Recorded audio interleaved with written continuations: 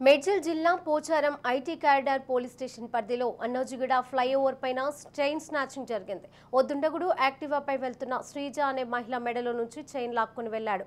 Activa వాహనం పైన సునీత, శ్రీజ ఇద్దరు ప్రయాణిస్తుండగా స్నాచింగ్ జరగడంతో ఒక్కసారిగా యాక్టివా బైక్ కింద పడిపోవడంతో సునీతకు గాయాలయ్యాయి. కేసు నమోదు చేసి చైన్ స్నాచర్ కోసం పోలీసులు గాలిస్తున్నారు.